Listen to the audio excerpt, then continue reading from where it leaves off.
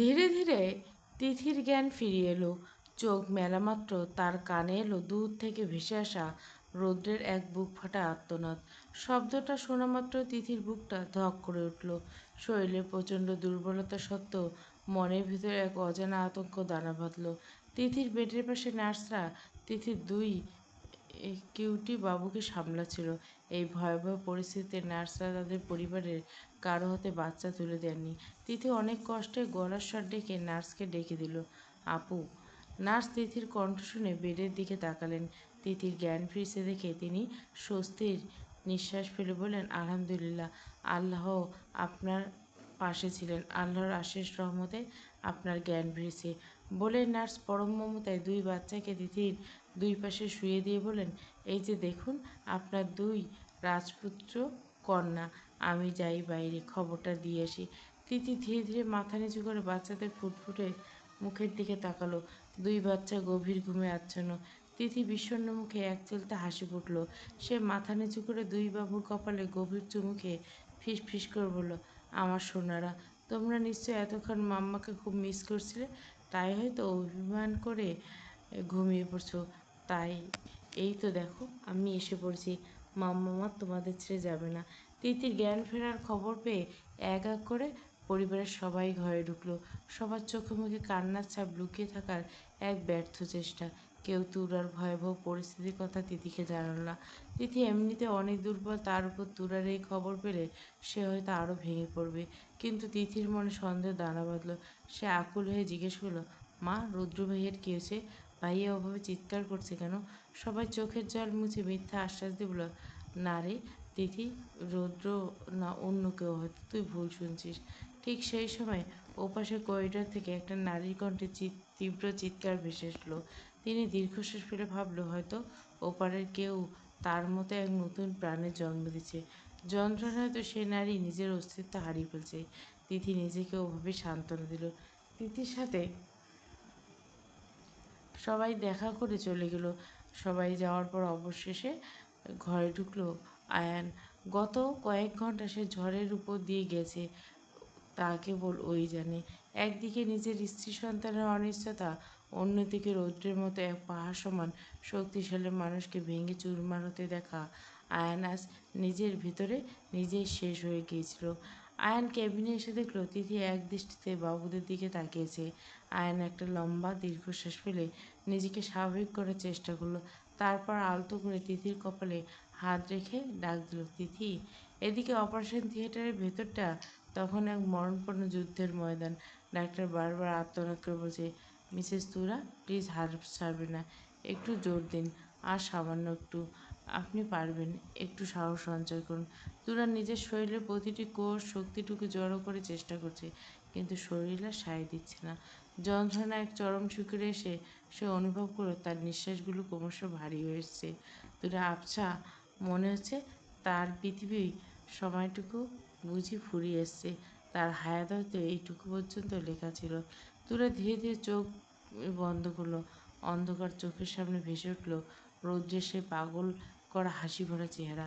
রৌদ্রের সাথে কাটানো প্রতিটি মান অভিমান, খুনসুটি আর ভালোবাসায় স্মৃতিগুলো যেন সিনেমার মতো চোখের সামনে দিয়ে বয়ে যাচ্ছে।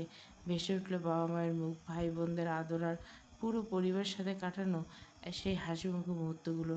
ভাবতে তুরার দুই চোখের কোণ বেয়ে অবিরল ধারায় তপ্ত অশ্রু ঝরতে লাগলো। বালিশটা চোখের জলে ভিজে সিক্ত হয়ে গেল। ওই নারী, নারী হয়ে জন্ম নেওয়া অত সহজ না, কিন্তু মা হওয়ার এই অগ্নিপরীক্ষায় উত্তীর্ণ হয়ে বেঁচে থাকা যে কতটা কঠিন তা কেবল একজন নারী জানে। আজ তুরা সেই মোড়ে দাঁড়িয়ে আছে, যেখানে প্রতিটি বছর হাজারো নারীর জীবনে ঝুঁকি দিয়ে এক নতুন প্রাণের জন্ম দেয়। যদিও এটি একটি গল্প নয়, তবু এই পরিস্থিতির যে যন্ত্রণা, যে ভয় আর যে আবেগ, তা কোনো কলমে সম্পূর্ণ ফুটিয়ে তোলা সম্ভব নয়। রৌদ্রের এই পাগলামি আর পরিবারের সাথে কাটানো প্রতিটি মুহূর্ত স্মৃতি মনে পড়তে তুরার মনের পর্দা ভেসে উঠল। ওর নিস্তেজ হয়ে আসা রক্তে যেন হঠাৎ এক আগুনের হালকা বয়ে গেল। তুরা নিজের উপর নিয়ন্ত্রণ ফিরে পাওয়ার এক তীব্র নেশা দাঁতে দাঁত চেপে ধরল। ওর অবচেতন মন ওকে বারবার বলতে লাগলো, তোরা ওকে পারতে হবে, তোকে হারলে চলবে না। একজন নারী যখন হাজারো যন্ত্রণা পাহাড় ডিঙ্গিয়ে এক নতুন প্রাণের জন্ম দেয় এবং প্রথমবার মা ডাক শোনার অধিকার পায়, তখনই সে তার পূর্ণতা পায়। এই মা হওয়ার লড়াইটা তো নারীর জীবনের শ্রেষ্ঠ বিজয়। তোরা মনে মনে নিজেকে চিৎকার করে বলতে লাগলো, তোরাও কষ্ট কর, মা তোকে হতে হবে। প্রমাণ করে দে যে একটা মেয়ে চাইলে মৃত্যুর মুখ থেকে প্রাণ ছিনিয়ে আনতে পারে, একটা নারী চাইলে সব কিছু করতে পারে। তোরা চেষ্টা কর, আল্লাহ তোর সাথে আছে।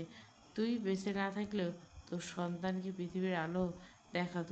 তোরার এই সংকল্প আর যন্ত্রণা সংমিশ্রণে ওটির ভেতর থেকে এক আকাশ ফাটানো আর্তনাদ বেরিয়ে এলো। তোরা নিজের শরীরের শেষ বিন্দু শক্তিটুকু নিংড়ে দিয়ে এমন জোরে জোরে চিৎকার দিতে লাগলো, যেন মনে হচ্ছে অপারেশন থিয়েটারে মজবুত দেওয়ালগুলো বুঝি এই মুহূর্তে ভেঙে চুরমার হয়ে যাবে। ডাক্তার এবং নার্সরা ততক্ষণে তাদের পজিশন দেখে নিয়েছে। তোরা এই মরণাপন্ন লড়াই দেখে ডাক্তার চোখে বিস্ময় আর আশার আলো ঝিলিক উঠে পড়ল। তিনি বুঝতে পারলেন এই মেয়েটা এখন শুধু বাঁচার জন্য লড়ছে না, ও লড়ছে ভালোবাসার মানুষের সেই চিহ্নটাকে পৃথিবীতে আনার জন্য। কষ্টের চরম সীমায় তুরা এবার আকাশ পাতাল কাঁপিয়ে এক গগনবিদারী চিৎকার, আহা! ঠিক সেই মুহূর্তে ডাক্তার আর নার্সরা তাদের শেষ কাজ শেষ করলো। ওরা ওটির নিস্তব্ধতা চুরমার করে দিয়ে ভেসে উঠল এক মায়ের মৃত্যুজয়ী যুদ্ধের পর এক অপার্থিব বিজয়স্বর, ওয়াও ওয়াও ওয়াও। তুরার চোখের সামনে তখন সব কিছু ঝাপসা হয়ে অন্ধকার নেমে আসলো। ডাক্তার মুহূর্ত দেরি না করে নবজাতককে নার্সের হাতে তুলে তুরার পাল চেক করলো। তুরার নিথর শরীর দেখে তার কপালে বিন্দু বিন্দু ঘাম ঝরলেন। তিনি চিৎকার করে নার্সদের নির্দেশ দিলেন, patient is collapsing, heart rate পাওয়া যাচ্ছে না, বডি একদম কোল্ড হয়েছে, কুইক হার্ট পাম্প করো, ইমিডিয়েটলি আইসিইউতে শিফট করো, she is a cardiac arrest, move move move. মুহূর্তের মধ্যে ওটির ভারী দরজা খুলে তুরাকে স্ট্রেচার করে বের করা হলো। বাইরে তখন রৌদ্র উন্মাদের মতো দরজায় আশ্রয় বসল। তুরাকে ওভাবে বরফ শীতল নিস্পন্দন অবস্থায় বের হতে দেখে রৌদ্রের হৃদয়ের জ্ঞান লুপ্ত হয়ে গেল। সে পাগলের মতো স্ট্রেচের উপর ঝাঁপিয়ে পড়ল, কিন্তু শিহাব আর নেহাল তাকে লোহার মতো শক্ত বাঁধনে আটকে রাখলো। রৌদ্র তুরার চলে যাওয়ার পথের দিকে তাকিয়ে বুক চিরে আসা আর্তনাদ করল, ওরে তুরা, আমার পাখি, তুই আমার এইভাবে ফেলে যাস না রে, আমার কলিজা ছিঁড়ে যাচ্ছে, দেখ তোরা, আমি নিঃশ্বাস নিতে পারছি না, বুকটা ফেটে যাচ্ছে আমার। তুই বড় পাষাণ তোরা, বড় পাষাণ, আমায় একটু শান্তি দিলি না রে, শেষবার একটু তাকিয়ে দেখ তোর এই পাগলটার দিকে। তোরা, রৌদ্রের গলার স্বর কান্নায় বুঝে এলো। অতিরিক্ত শোক আর মানসিক যন্ত্রণার চাপ তার হার্ট আর ফুসফুস নিতে পারল না। তার চোখের মণি দুটো উল্টে গিয়ে সব কিছু অন্ধকার হয়ে গেল এবং ধীরে ধীরে জ্ঞান হারিয়ে ফেলল। রৌদ্রের বিশাল দেহটা নিথর হয়ে মেঝেতে আছড়ে পড়ল। ঠিক তখনই শিহাব আর নেহাল তাকে জাপটে ধরে ফেলল।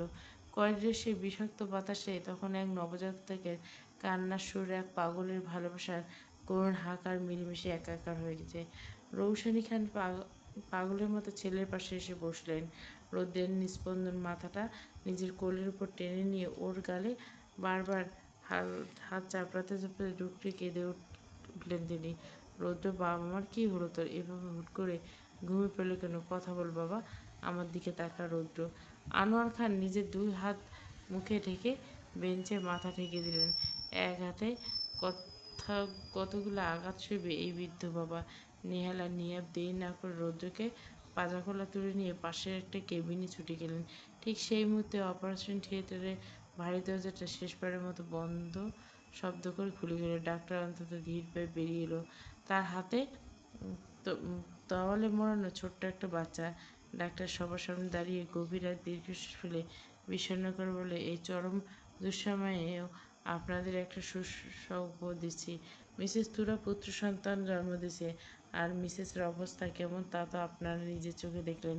প্রচুর রক্তক্ষরণ কারণে তার হার্টবিট বন্ধ হওয়ার উপক্রম হয়েছে। এইমাত্র ওনাকে আইসিইউতে শিফট করা হলো। এখন তার জীবনটা পুরোপুরি আল্লাহর হাতে। আপনারা মন থেকে আল্লাহকে ডাকেন যেন তিনি সব ঠিক করে দেন। পুরো করিডোরে কান্নার রোল। সেই কান্নার মাঝে সবাই অস্ফুটস্বরে বলে আলহামদুলিল্লাহ। রৌশনী খান কাঁপা কাঁপা হাতে নিজের চোখের জল শাড়ির আঁচল দিয়ে মুছে নিলেন। তিনি এগিয়ে গিয়ে ডাক্তারের কাছ থেকে ছোট্ট বাচ্চাটাকে নিজের কোলে তুলে নিলেন। বাচ্চাটার নিষ্পাপ মুখটা দেখা মাত্র বুক চিরে একটা দীর্ঘশ্বাস বেরিয়ে এলো। রৌশনী খান বাচ্চার কপালে মুখ ঠেকে ফিসফিস করে বললেন, তোর মা তোকে দেখার জন্য নিজের জীবন বাজি রেখে দিল রে দাদুভাই। তুই আসলি ঠিকই, কিন্তু বাপ মা দুজন যে আজ মরণদ্বারে পড়েছে। আশি নিজের চোখের জলটুকু মুছে ঝুঁকে পড়ল রৌশনীখানি কোলের দিকে। যে বাবুটা একদম ছোট নরম একটা আঙ্গুল নিজের তর্জনী দিয়ে ছুঁয়ে দিল। মুহূর্তে তার জন্য তার ঠোঁটের কোণে বিষাদের মাঝেও একটু হাসির রেখা ফুটে উঠল। সে আদরে বলল, দেখো আম্মু, একদম ভাইয়ের মতো যে, পুরো কার্বন কপি, নাক চোখ মুখ একদম হুবহু ভাইয়ের মতো, কোনো অংশে একটু কম নেই। রোশনী খান বাচ্চা ডাগো ডাগো চোখ দুটোর দিকে রাখে একটা দীর্ঘশ্বাস পেলেন। আশির কথা সায় দিয়ে তিনি বাচ্চার কপালে ঠোঁট ছুঁয়ে দিলেন। আমিও ঠিক এটাই ভাবছিলাম রে আশি। রৌদ্র যখন হয়েছিল তখন ঠিক এরম মুখে ছিল। ওর নাক মুখ গায়ের রং একদম তোর ভাইয়ের মতো, যেন ছোটবেলার রৌদ্র আবার আমার কোলে ফিরে এসেছিল। বলতে বলতে রৌশনী খানের চোখের জল আবার গড়িয়ে গিয়ে বাচ্চার গায়ের তোয়ালেতে পড়ল। তিনি আকাশের দিকে তাকিয়ে মনে মনে বললেন, হে মাবুদ, এই নিষ্পাপ মুখটার দিকে তাকিয়ে ওর মাকে আমাদের মাঝে ফিরিয়ে দাও। তোরা না থাকলে বাচ্চাটা তো মাতৃহীন হয়ে যাবে। আর রৌদ্র, রৌদ্র তো এতটুকু প্রাণকে দেখেও শান্তি পাবে না যদি না তার পাশে তুলে থাকে। তুমি দয়া করো মাবুদ, তুমি দয়া করো। পুরো করিডর তখন এক অদ্ভুত নিস্তব্ধতায়। একদিকে বাচ্চার আগমনের আনন্দ, অন্যদিকে দুই প্রাণের জীবন মৃত্যুর লড়াই। আয়ানের ডাকে তিথি ধীরে ধীরে আয়ানের দিকে তাকায়। আয়ানের চোখ দুটো ফোলা ফোলা, কেমন শুকিয়ে গেছে। নেই সেই চিরচেনা উজ্জ্বল হাসি। আয়ানকে এমন বিধ্বস্ত দেখে তিথি আতঙ্কিত হয়ে উঠলেন। সে কাঁপা কাঁপা বলে বলল, আয়ান, তোমার মুখ এমন লাগছে কেন? তুমি খুশি হওনি? আয়ান তার ভেতরে সবটুকু ঝড় আর হাহাকার তিথির কাছ থেকে আড়ালে রাখার আপ্রাণ চেষ্টা করলো। সে তিথির পাশে বসে প্রথমে তার দুই নবজাতকের কপালে পরম মমতায় চুমু খেল। তারপর তিথির কপালে আলতো করে ঠোঁট ছুঁয়ে তার হাতটা নিজের হাতের মুঠোয় শক্ত করে দিল। মুখে একটা স্লান হাসি ফুটিয়ে আয়ান বলল, আরে পাগলি, তোকে কে বলেছে আমি খুশি হইনি? বাবা হওয়া যে কতটা খুশির মুহূর্ত সেটা তুই বুঝবি না, কেবল একজন বাবাই বুঝবে। আল্লাহর কাছে হাজার হাজার শুকরিয়া কর যে তিনি তোকে আর আমাদের সোনাদের সুস্থ রেখেছেন। আয়ানের কথা শুনে তিথি নিজের মাতৃত্বে পূর্ণতার আভাসে বিভোর হয়ে বলতে লাগলো, জানো আয়ান, আজকে নিজেকে পৃথিবীর সব থেকে সার্থক নারী মনে হচ্ছে। এই শরীর যখন নতুন একটা প্রাণ পৃথিবীতে আলো দেখে তখন কি অদ্ভুত শান্তি লাগে তা বলে বোঝানো সম্ভব না। আজ আমি সত্যি সার্থক যে আমি আমার সন্তানদের জন্ম দিতে পেরেছি। একটা মেয়ের কাছে এর থেকে বড় প্রাপ্তি আর কী হতে পারে? তিথির চোখের উজ্জ্বলতা দেখে আয়ানের বুকের ভিতরটা মুচড় দিয়ে উঠল। সে ভাবল, ওদিকে কেবিনের রৌদ্র এখন নিথর হয়ে পড়ে আছে আর তুরা আইসিইউতে জমের সাথে লড়ছে। আয়ান নিজের ভিতরে হাহাকারটুকু চেপে তিথির দুই গাল আলতো করে চেপে আদুরে গেল বলল, অনেক বড় হয়ে গেছিস তুই। আজ থেকে তুই শুধু আমার পাগলি বউ না, তুই আমার কলিজার টুকরো সন্তানদের মা। তোর দায়িত্ব এখন অনেক বেড়ে গেল দিদি। দিদি যন্ত্রণাস কাটিয়ে ঠোঁটে দুষ্টুমি মাখা হাসি ফুটে চোখ টিপে বলল, শুধু আমার দায়িত্ব বাড়েনি, তুমি কিন্তু বুড়ো হয়ে গেছে। এখন তুমি আয়ান নও, তুমি দুই বাচ্চার বাবা। আয়ানের যেন আকাশ থেকে বলল। সে কৃত্রিম বিস্ময়ে চোখ কপালে তুলে ভরে নাচল, কি আমি বুড়া? এইমাত্র তো বাবা হলাম আর তুই আমাকে বুড়োদের তালিকায় ফেলে দিলি?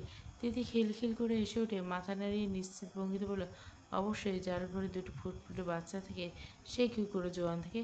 সে তো অবশ্যই বুড়া। আয়ান তিথির কথা শুনে এক মুহূর্তে থমকে গেল। তারপর ওর চোখের গভীরে এক নেশাতুর দৃষ্টিতে মেরে তাকালো। তিথির কানের কাছে মুখটা নিয়ে খুব নিচু আর ভারী গলায় ফিসফিস করে বলল, ঠিক আছে, তুই যখন বুড়োই বানাচ্ছিস তাহলে আমি বুড়ো। তবে এই বুড়োর তেজ কিন্তু এখনও কমেনি। আর সেই তেজের ঝাপটা কিন্তু শেষ পর্যন্ত তোকে সামলাতে হবে। তখন কিন্তু আর পালাতে পারবি না। আয়নের কণ্ঠে সেই মাদকতা আর চোখের তীব্র চাহনি থেকে তিথির সারা শরীর এক অদ্ভুত শিহরণ বয়ে গেল। ও লজ্জায় কুঁকড়ে গিয়ে নিজের দুর্বল হাতটা দিয়ে আলতো করে আয়নের বুকে একটা চাপড় মারল। তিথি মুখটা সরিয়ে নিয়ে আধো বোঝা চোখে হাসলো। আয়ান তিথির হাসি মুখটা দেখে নিজের বুকের ভেতরে কালবৈশাখী ঝড়টাকে পাথর চাপা দিয়ে দেখলো। ও জানে এই কেবিনের বাইরে শ্মশানের নীরবতা, কিন্তু এই মুহূর্তে তিথিকে সে আগুনে আঁচ দিতে চায় না। আয়ান হাসলো। সে হাসিতে কোনো আনন্দ ছিল না, ছিল এক বুক চাপা হাহাকার। ঘর জুড়ে তখন দুজনের দুষ্টু মিষ্টি খুনসুটি আর খুনসুটি মাখা আলাপ চলছিল। বাইরের পৃথিবীর সব বিভীষিকা যেন এই কেবিনের বদ্ধ দরজার ওপাশে থমকে গেছে। সকাল 6টা। দীর্ঘ কালো রাত ঘনিয়ে অবশেষে সকালে আলো ফুটল। খান বাড়ির সদস্যদের জন্য হাসপাতালে আলাদা রুমের ব্যবস্থা করেছে। সারা রাতে ধকল আর উৎকণ্ঠায় সবাই নিস্তেজ হয়ে চোখ বুজছে। রৌদ্রের এখনো জ্ঞান ফেরেনি। ডাক্তার পরীক্ষা করে জানে যে অতিরিক্ত মানসিক চাপের কারণে ওর শরীর প্রচণ্ড দুর্বল হয়েছে। মস্তিষ্ক এইসব ধকল সহ্য করতে পারছে না বলে চেতনা ফিরতে দেরি হচ্ছে। তবে যে কোনো সময় জ্ঞান ফিরে আসতে পারে। ঠিক সেই মুহূর্তে ডাক্তার দ্রুত পায়ে আইসিইউ রুমে ঢুকলো। ভেতরে ঢুকেই তিনি তুরার শারীরিক অবস্থা এবং মেশিনের রিডিংগুলো খুঁটিয়ে পরীক্ষা করলেন। হঠাৎ তার গম্ভীর মুখে একচিলতে খুশির ঝিলিক উঠল। তিনি অবাক হয়ে তুরার দিকে তাকিয়ে নার্সের উদ্দেশ্যে গলায় বললেন, তাড়াতাড়ি পেশেন্টকে বের করার ব্যবস্থা করো। পেশেন্ট একদম স্বাভাবিক অবস্থায় ফিরেছে। হার্টবিট আর পালস এখন পুরোপুরি স্টেবল। স্বয়ং আল্লাহ সহায় হয়েছেন। দেরি না করে এক্ষুনি ওনাকে কেবিনে শিফট করো। তুরাকে আইসিইউ থেকে কেবিনে শিফট হলো। যদিও এখনও তার পূর্ণ জ্ঞান ফেরেনি, তবে শরীরের অবস্থা এখন অনেকটাই স্বাভাবিক। ডাক্তার তাড়াতাড়ি তুরার হাতে পুষ্টির স্যালাইন সুই ঢুকিয়ে দিলেন, যেন তুরার নিস্তেজ শরীর আবার শক্তি ফিরে এসেছে। ডাক্তার বাইরে বেরিয়ে এসে দ্রুত খবরটা খানবাড়ির সবাইকে দিলেন। খবরটা শোনা মাত্র সবাই প্রাণ খুলে হাজার হাজার বার আল্লাহর দরবারে শুকরিয়া আদায় করলেন। আনোয়ার খান আর আশিক খান খুশিতে আত্মহারায় একে অপরকে জড়িয়ে দিলেন। কান্না যে আলাদা সুখ আছে তা আজ তারা হাড়ে হাড়ে টের পাচ্ছেন। কথায় আছে না, বহু কষ্টের পর সুখ আসবে। খান পরিবারের উপর দিয়ে বয়ে যাওয়া কালবৈশাখী ঝড় আজ যেন এক চিলতে সোনালি রোদ হয়ে হেসে উঠল। সবার মনে একটাই প্রার্থনা যে রৌদ্রের জ্ঞানটা যে দ্রুত ফিরে আসে। তুরা ফিরে এসেছে এই খবর রৌদ্রের কানে পৌঁছালে হয়তো নিমেষে সুস্থ হয়ে যাবে। সবার মুখে এখন পরম তৃপ্তির হাসি। বিষাদের কালো মেঘগুলো যেন একটু একটু করে কাটতে শুরু করছে। ধীরে ধীরে দুপুরের দিকে তুরার জ্ঞান ফিরে এলো। নার্স খবর জানানো মাত্র খানবাড়ির সবাই যেন নতুন করে প্রাণ ফিরে পেল। সবাই একে একে কেবিনে এসে তুরার সাথে কথা বলল। কিন্তু তুরা সবার সাথে কথা বললেও তার তৃষ্ণার্ত চোখ দুটো বারবার দরজার দিকে তাকাচ্ছিল। সে কেবল একটি মানুষকে খুঁজছিল, আর সেই মানুষটি হলো রৌদ্র। রৌদ্র কোথাও দেখতে না পেয়ে তুরার মনের ভিতরে অস্থিরতা বাড়তে লাগলো। সে সবার উদ্দেশ্যে দুর্বল গলা বলে, রৌদ্র কোথায়? ও আসছে না কেন? ওকে দেখছি না। রৌশনী খান পরম মমতায় তুরার পাশে তার ছোট্ট রাজপুত্রকে শুইয়ে দিল। তারপর তুরার মাথায় হাত বুলিয়ে শান্ত করার স্বরে বলল, চলে আসবে, দেখবি একটু পরে পাগলের মতো ছুটে আসবে। তুরা বাচ্চাদের দিকটার দিকে তাকিয়ে আবার রৌশনী খানের দিকে তাকিয়ে এলো। তার মিনমিনে কণ্ঠে একরাশ আকুতি ছেড়ে বলল, কিন্তু এখনও আসছে না কেন আম্মু? ওর কি খুব রাগ হয়েছে? ওকে একটু ডাক দাও না, আমি ওকে একটু দেখতে চাই। তুরা এই অবুঝ প্রশ্নে সবার বুকটা কেঁপে উঠল। কেউ বলতে পারছে না যে রৌদ্র এখনও পাশের কেবিনে অচেতন হয়ে পড়েছে। আশি তুরার হাতটা নিজের দুই হাতের মুঠো শক্ত করে ধরে ডুকরে কেঁদে উঠল। সে নিজেকে সামনে নিয়ে ধরে বলল, একটু পরে আসছে ভাইয়া, তুই একদম চিন্তা করিস না তোরা। এই তো এখনই ভাইয়া তোর সামনে এসে দাঁড়াবে, দেখবি তোকে সারপ্রাইজ দিবে। সবাই তুরাকে কোনো না কোথাও কথা বলে ভুলিয়ে রাখার এক ব্যর্থ চেষ্টা চালিয়ে যাচ্ছে। কিন্তু তুরার মন কি আর ওসব কথা মানে? তার তৃষ্ণার্ত চোখ দুটো দরজার প্রতিটি শব্দে কেঁপে উঠছে। রৌদ্র কেন আসছে না? কী হয়েছে রৌদ্র? ও ঠিক আছে তো? নাকি সবাই তাকে কোনো বড় সত্য থেকে আড়াল করছে?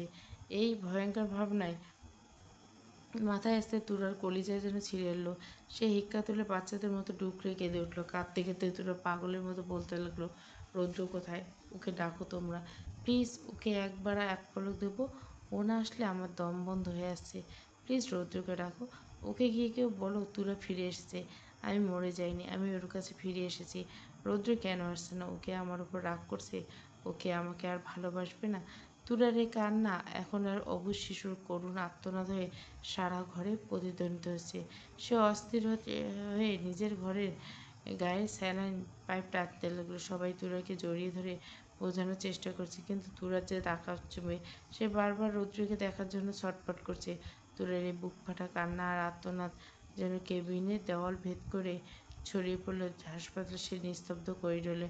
তুরার সেই অস্থিরতার পাগলামির মাঝে হঠাৎ দূর থেকে ভেসে এলো এক উন্মাদ প্রেমিকের আর্তনাদ মেশানো কণ্ঠস্বর। মুহূর্তে তুরার তার শ্বাসপ্রশ্বাস থামিয়ে স্থির হয়ে দরজার দিকে তাকালো। সেখানে দাঁড়িয়েছে রৌদ্র।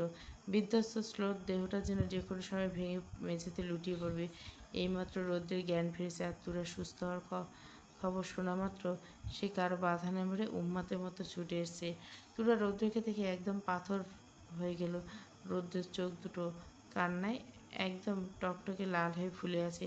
সিল্কি চুলগুলো অবিন্যস্তভাবে কপালে লেপ্টে আছে, আর পরনের শার্ট এখনো কালো রাতে সেই ভয়াবহ রক্ত লেগেছে। রৌদ্রের এই বিভৎস আর করুণ চেহারা দেখে তুরার কলিজাটা যেন মোচড় দিয়ে উঠল। রৌদ্রকে সুস্থ শরীরে দাঁড়িয়ে থাকতে দেখে রৌশনী খান আর উপস্থিত সবার চোখে মুখে এক পরম স্বস্তির হাসি ফুটল। সবাই বুঝতে পারলো এই মুহূর্তে তাদের দুজনে একান্ত সময় প্রয়োজন। রৌশনী খান ইশারায় সবাইকে ঘর থেকে বেরিয়ে যেতে বললেন। সবাই ধীরে ধীরে কেবিন থেকে বেরিয়ে গেল। রৌদ্র আর তুরাকে নিজেদের মনের সব না বলা কথা হাহাকার ধুয়ে ফেলার সুযোগ দিল। কেবিনে যখন শুধু দুই বিষণ্ণ প্রেমিক, তার মাঝে শুয়ে আছে এক প্রাণ। রৌদ্র দরজায় দাঁড়িয়ে থরথর করে কাঁপছে। তার মনে হচ্ছে যেন কোনো স্বপ্ন দেখছে। তার তুলে কি সত্যি ফিরে এসছে, নাকি এটাও তার মস্তিষ্কে কোনো নিষ্ঠুর ভ্রম? রৌদ্র টালমাটাল শরীরটা আর বইতে পারছিল না। উম, কোনো রকম হেলতে দুলতে দেওয়াল ধরে রুমে ঢুকলো। সোজা তুরার বেডের পাশে এসে ধপ করে মেঝেতে হাঁটু গেড়ে বসে পড়ল। তুরার ফ্যাকাশে হাতটা নিজের দুই হাতের মুঠোয় পুরো নিয়ে রৌদ্র বাচ্চাদের মতো ফুঁপিয়ে কেঁদে উঠল। তার কান্নায় আজ কোনো আভিজাত্য নেই, আছে শুধু এক বুক খালি করা হাহাকার। রৌদ্র ধরা গলায় পাগলের মতো কাঁপা কাঁপা ভাবে বলতে লাগলো, তুরা, এটা কি সত্যি? আমার তোর সুস্থ? আমি কি সত্যি তোমাকে দেখছি, নাকি আমি মরে গিয়ে তোমার কাছে চলে এসেছি? বলো না তুরা, তুমি কি এই পাগলটাকে সত্যি বাঁচিয়ে দিলে? তুমি সত্যি ফিরে এসেছো? আর আমাকে ছেড়ে যাবে না তো? বলবে না তো? রৌদ্রের আকুতি মাখা কথাগুলো শেষ হতে না হতে পাশের তোয়ালে মোড়ানো ছোট্ট শিশুটি নড়ে চড়ে উঠল। তার রাজপুত্রের যেন গলার স্বর শুনে জানান দিল উপস্থিত। তীক্ষ্ণ স্বরে কেঁদে উঠল সে। তোর সিক্ত চোখে রৌদ্রের বিধ্বস্ত চেহারার দিকে তাকে স্লান এসে ফিসফিস করল, নিজেই প্রমাণ রৌদ্র, দেখছো আমাদের সন্তান তোমাকে ডাকছে। ও কাঁদছে, কোলে নেবে না ওকে? রৌদ্র একদম ধীরে লয়ে ঘাড় ঘুরিয়ে বাচ্চাটার দিকে তাকালো। সেই রক্তমাংস করা ছোট্ট নিষ্প্রাণ মুখটা আর তুরাকে চোখের সামনে জীবন্ত দেখে রৌদ্রের বুকের ভেতরটা এক নিমেষে শীতল হয়ে গেল। গত কয়েক ঘন্টা সবটুকু দহন যেন এক লহমায় বৃষ্টির মতো ধুয়ে ছাপ হয়ে গেল। রৌদ্র দ্রুত নিজের চোখের পানি মুছে কাঁপা কাঁপা হাতে বাচ্চাটিকে পাজা গোলা করে তুলে নিল। আশ্চর্যের বিষয়ে রৌদ্রের শক্ত বুকের উপর মাথা ঠেকানো মাত্র বাচ্চার কান্না একদম থেমে গেল। ঘর জুড়ে নেমে এলো এক স্বর্গীয় নীরবতা। হয়তো সেই ছোট্ট প্রাণটা তার বাবার গায়ের ঘ্রাণ আর হৃৎস্পন্দনের তাল চিনে ফেলেছে। রৌদ্র বাচ্চাটির তুলতুলে কপালে আলতো করে ঠোঁট ছোঁয়ালো। পর মুহূর্তে সে নিজের আবেগ ধরে রাখতে না পেরে ডুকরে কেঁদে উঠল। এই কান্নায় কোনো যন্ত্রণায়, এই যেন এক দীর্ঘ অগ্নিপরীক্ষা শেষে বিজয় হওয়ার অবর্ণনীয় সুখ। রৌদ্র অন্তত সপ্তমবারে বাচ্চাটিকে তুলার বুকের পাশে শুয়ে দিল, যেন কাচের তৈরি কোনো অমূল্য ধন সে আলগোছে রাখছে। এরপর সে তুলোর কপালে গভীর এক ভালোবাসার পরশ দিল এবং ওর স্যালাইন লাগানো নীল হয়ে যাওয়া হাতটা নিজের ঠোঁটের সাথে চেপে ধরল। রৌদ্র দুই চোখ বন্ধ করে মুখটা উপরের দিকে তুলে ধরা গলে বলে, হে আল্লাহ, তুমি জানো না আজ তুমি আমার উপর কত বড় দয়া করেছো। সত্যি তুমি পরম দয়ালু। তোমার কাছে কেউ হাহাকার ভরা মন নিয়ে কিছু চাইলে তুমি তোমার বান্দাকে কখনো খালি হাতে ফেরো না। তোমার উপর আমার হাজার হাজার শুকরিয়া। আমার পাখিকে আর আমার এই ছোট্ট প্রাণকে তুমি আমার বুক শূন্য বুকে ফুরিয়ে দিয়েছ। আমি আজীবন তোমার কাছে ঋণী হয়ে থাকলাম মাবুদ। তুরার রৌদ্রে বিধ্বস্ত আর রক্তাভ চোখের দিকে তাকে স্লান হেসে একরাশ অভিমান নিয়ে দুর্বার করে বলল, তুমি এত পাগলামি কেন করলে? রৌদ্র মুহূর্তের জন্য থমকে গেল। তারপর তুরার কপালের সাথে নিজের কপাল ঠেকে এক তপ্ত নিঃশ্বাস ফেলল। ওর গলার স্বর নেশা তুরার ধরা। সে ফিসফিস করে বলল, মন মানে না রে আমার তোকে ছাড়া, তাই করি। তুমি ছাড়া এই গোটা পৃথিবী আমার কাছে শ্মশানের মতো জমাট বাঁধা অন্ধকার। তোমাকে ছাড়া আমি আর কিচ্ছু ভাবতে পারি না তুরা। তুমি আমার শুধু ভালোবাসা নাও, তুমি আমার আত্মার প্রতিটি কোষে মিশে আছো। তুমি জানো গত কয়েক ঘন্টা আমার এই বুকের ভিতরে ঠিক কতটা বিষাক্ত যন্ত্রণা ছিল। মনে হচ্ছিল কলিজাটাকেও টেনে হিঁচড়ে ফেলছে। কিন্তু এখন এখন বড্ড শান্তি লেগেছে। বিশ্বাস না হলে এই যে দেখো আমার বুকটা। বলে রৌদ্র তুরার স্যালাইন লাগানো নীলচে হাতটা টেনে নিজের বুকের বাম পাশে ঠিক হৃৎপিণ্ডের উপর শক্ত করে চেপে ধরল। রৌদ্র চোখ বন্ধ করে এক দীর্ঘ পরম শান্তির নিঃশ্বাস নিয়ে বাষ্পরুদ্ধ কণ্ঠে বলল, তুরা, অনেক শান্তি পাচ্ছি, অনেক শান্তি। একটু আগে এখানে বড্ড হাহাকার হচ্ছিল রে। সেই আগুন ধকল আমি আর সইতে পারছিলাম না। মনে হচ্ছিল এই বুঝি মরে যাব। বাকিটুকু বলার আগে তুরা সর্বশক্তি দিয়ে হাতটা রৌদ্রের ঠোঁটের উপর চেপে রাখলো। তুরার চোখের কোণে তখন চিকচিক করছে নোনা জল।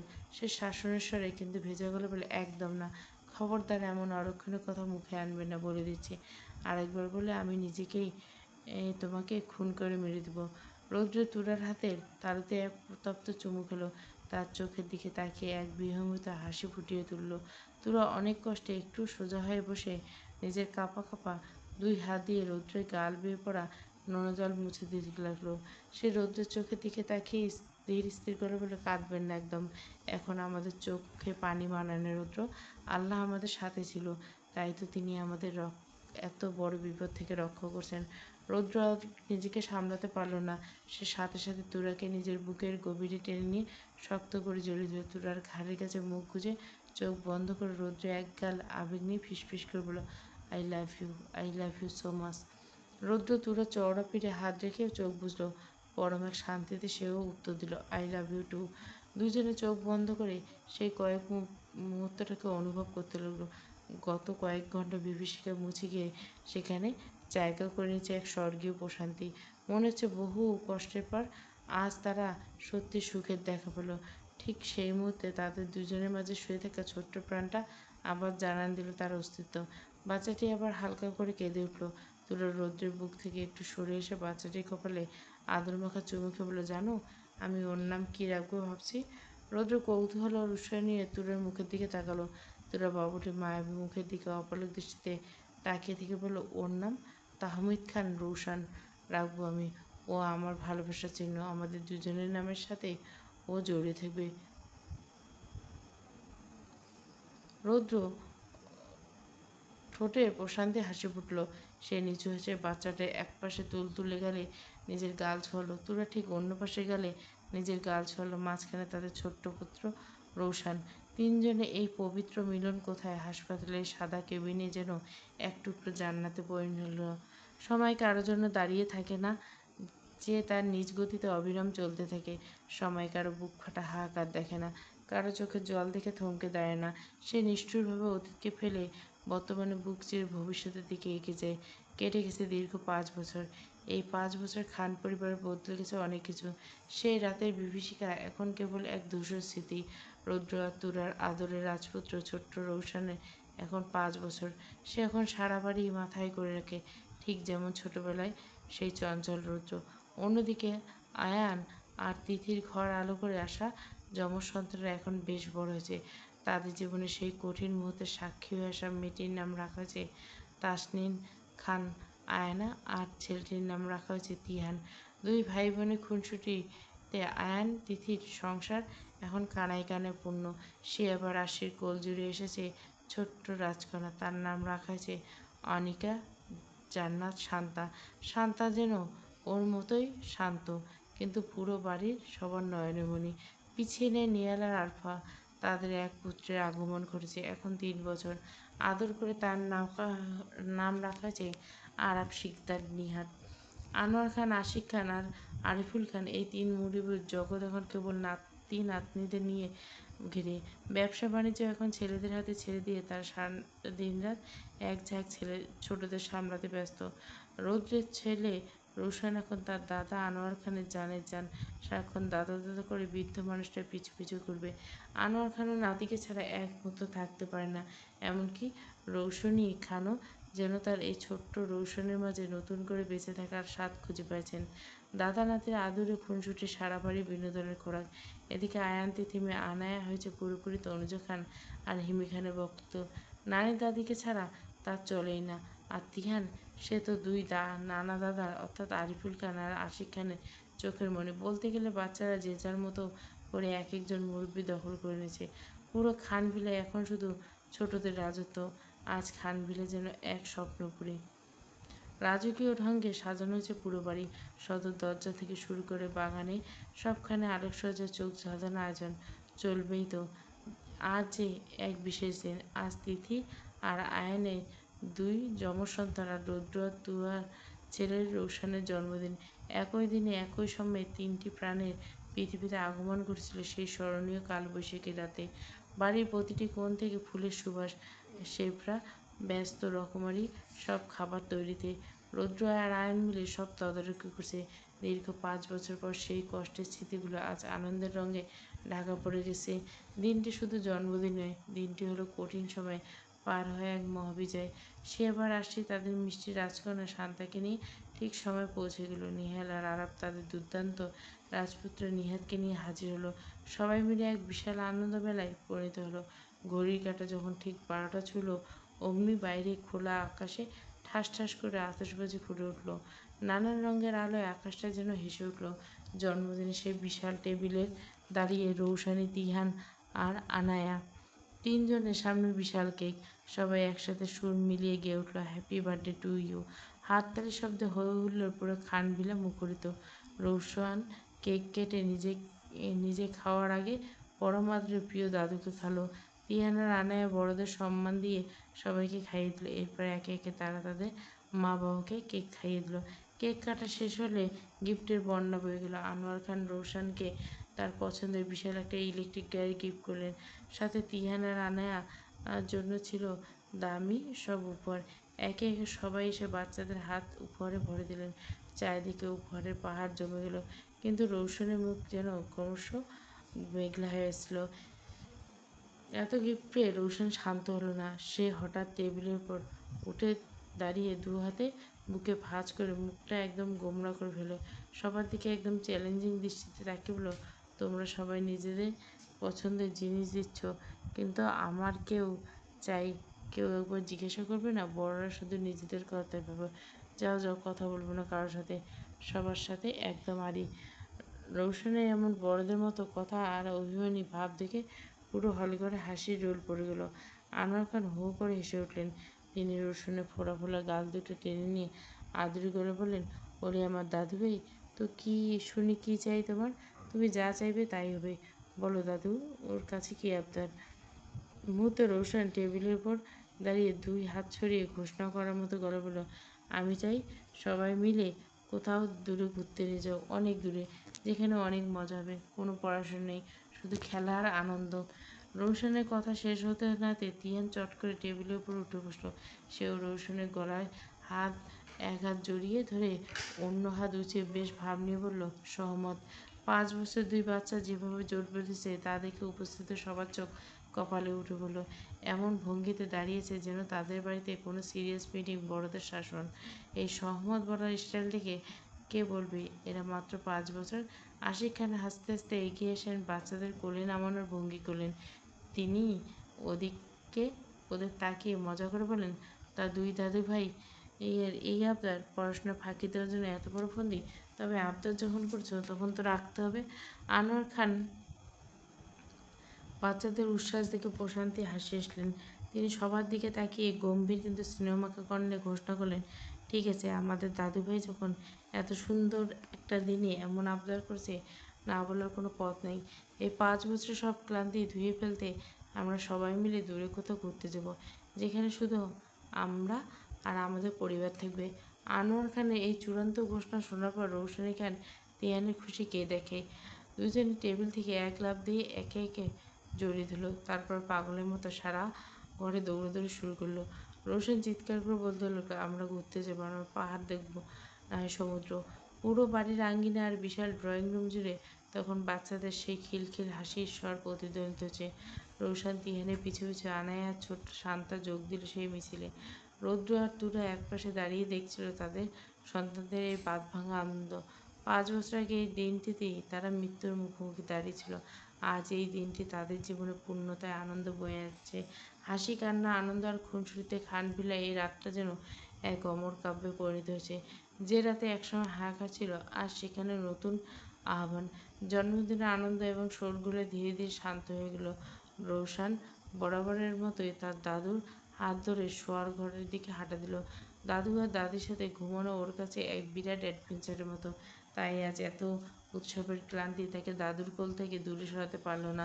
সারাদিনের ধকল আর ব্যস্ততা শেষে তুরা যখন নিজের রুমে ঢুকলো, তখন তার পা দুটো আর চলছিল না। ঠিক তখনই পেছন থেকে রৌদ্র এসে আতঙ্কিত ওকে জড়িয়ে ধরল। তুরার কাঁধে মুখ গুজে রৌদ্র তপ্ত আর ফিসফিস করে বলল, বউ, আজকে না আমার অন্য কিছু করার মুড জাগছে। রৌদ্রের এক সঙ্গে তুলে থতমত খেয়ে গেল। সে নিজেকে ছাড়ানোর জন্য হালকা ধস্তাধস্তি করতে কৃত্রিম রাগস্ব বলে, ছাড়ো বলছি, বুড়ো বয়সে খালি অসভ্যতামি করার ধান্দা। ছাড়ো আমার, সারাদিন অনেক খাটনি গেছে, এখন আমার খুব ঘুম পেয়েছে। বুড়ো শব্দটা শোনা মাত্র রৌদ্রের জেদ যেন আরও চড়ে গেল। সে তুরাকে আর শক্ত করে নিজের বুকের সাথে পিষে ধরে জেদি গলে বলে, কি আমাকে বুড়ো বলে? ঠিক আছে, তবে আজ এই বুড়ো তোমাকে দেখাবে যে তোমার জন্য কতটা উন্মাদ হতে পারে। কথাটা বলে রৌদ্র এক ঝটকায় তুরাকে পাজাখোলা করে তুলে নিল। তুরা অপ্রস্তুত হয়ে পড়ে যাওয়ার ভয়ে শক্ত করে রৌদ্রের গলা জড়িয়ে ধরল। ওর গালে টোল পড়া সেই আড়াল করা চেষ্টা করে তুরা অভিমানী স্বরে বলল, রৌদ্র, তুমি কি জানো তুমি হিসাব ছাড়া একটা অসভ্য? রৌদ্র তুরাকে কোলে নিয়ে বেডের দিকে এগোতে এগোতে এক অদ্ভুত মোহময় হাসি এসলো। সে তুরার কানে কাছে মুখ নিয়ে ফিসফিস করে বলল, আমি এবার কবে বললাম যে আমি হিসাব ছাড়া অসভ্য? আমার অসভ্যতার হিসাব ছাড়াই কোনো সীমা নেই। রৌদ্র তপ্ত নিঃশ্বাস আর কথার জাদুতে তুরা নিজেকে রাখতে পারল না। রৌদ্র পরম আবেশে তুরাকে বিছানায় শুইয়ে দিল। চোখের পাতায় ঠোঁট ছোঁয়ালো। বাইরে নিঝুম রাত, জানলার ওপাশে রূপালি চাঁদটা মেঘের আড়ালে লুকিয়ে রেখেছে। রৌদ্রের প্রতিটি স্পর্শ তুরা যেন নিজেকে নতুন করে আবিষ্কার করতে লাগলো। রৌদ্রের ভালোবাসার কাছে তুরা সবটুকু ক্লান্তি ভুলে নিজেকে সঁপে দিল। দীর্ঘ সময়ে সব চড়াই উতরে পেরিয়ে আজ তাদের শুধু গভীর অনুরাগ। পুরো রুম জুড়ে তখন দুই হৃৎপিণ্ডের স্পন্দন আর স্বর্গীয় নীরবতা। রৌদ্র আর তুরা হারিয়ে গেল এক গভীর মোহের সুখের রাজ্যে, যেখানে শুধু তারা দুজন আর তাদের এক আকাশ সমান ভালোবাসায়। এদিকে তিথি, তিহান আর আয়ান নাকে পরম মমতায় ঘুম পাড়িয়ে বিছানা গুছিয়ে নিচ্ছিল। সারাদিনে হইচই শেষে বাচ্চারা ক্লান্তিতে কাদা হয়েছে। ঠিক তখনই আয়ান ওয়াশরুম থেকে বেরিয়ে এসে বিড়ালের মতো টিপ টিপ এগিয়ে এলো। তিথি কিছু বুঝে ওঠার আগে সে পিছন থেকে জাপটে ধরল ওকে। তিথি চমকে উঠে ফিসফিস, কি করছো কি, পাগল হলে নাকি? তিহান আর আনিয়া এইমাত্র ঘুমালো, তোমার এই কাণ্ড দেখে এখনই জেগে যাবে। আয়ান সেদিকে পাত্তা না দিয়ে তিথির ঘাড়ে আলতো করে মুখ ছোঁয়ালো। গভীর এক নিঃশ্বাস নিয়ে আদুরে বলল, জাগবে না, ওরা আজ অনেক ক্লান্ত, তুমি একটু চুপচাপ থাকো, কতদিন ধরে মনে হয় তোমাকে ঠিক করে কাছে পাই না। সময়ের সাথে সাথে আয়ান আর তিথির সম্পর্কে তিক্ততা ধুয়ে মুছে গিয়েছে। আয়ান এখন তিথিকে তুমি করে বলে সম্বোধন করে, আর তার প্রতিটি কাজে ফুটে ওঠে এক গভীর শ্রদ্ধা আর ভালোবাসা। কিন্তু তিথি কি এত সহজে ধরে দেওয়ার পারতে? সে চট করে হাতটা পেছনে নিয়ে আয়নের পিঠে কষে একটা চিমটি কাটলো। আয়ন ব্যথায় ছিটকে শরীরকে চাপা সরে আত্মনাদ করে উঠল, আহ, কি করলে তুমি এটা? জানো কতটা লেগেছে? তিথি খাট পরিষ্কার করে ঝাড়ুটা আয়নার দিকে তলোয়ারের মতো উঁচিয়ে ধরে শাসানো ভঙ্গিতে বলে, একদম চুপ, আর একটা কথা না বলে শান্ত ছেলের মতো বিছানায় ঘুমাও। দুই বাচ্চার বাপ হয়েছে অথচ এখনো অসভ্যতামের গন্ধা গেল না। দিন দিন বুড়ো হচ্ছে না, আবার জোয়ান হচ্ছে। যাও বলছি, ঘুমাও। আয়ন মুহূর্তে ঠোঁট উল্টে অভিমান শুরু বললো, তোমার ঘুম পাচ্ছে, তুমি ঘুমাও, আমার একদম ঘুম পায়নি, যাও। বলে আয়ন গটগট করে হেঁটে ব্যালকনিতে চলে গেল। বাইরে বাতাসের নিস্তব্ধতা, আকাশ ঝিরিঝিরি বাতাস বইছে। তিথি বিছানা ঝাড়ুটা রেখে একটু হাসলো। সে খুব ভালো করে চেনে এই জেদি জামাইটাকে। 5 বছরের শরীরটা একটু ভারী হলেও মনটা আগের মতো রয়ে গেছে। তিথি এবার ঘুমন্ত তিহানার আয়নাকে দিকে নিশ্চিত তাকিয়ে নিল। তারপর খুব সাবধানে পা টিপে টিপে ব্যালকনিতে গেল। পেছন থেকে আয়নকে জড়িয়ে দিল। আয়ন শক্ত পিঠে গাল ঠেকিয়ে ফিসফিস করলো, ওরে আমার জামাইটা বুঝি অভিমান করছে, আসলে টিয়া নানায়া জেগে যাবে বলে তো বারণ করছে, পাগল একটা।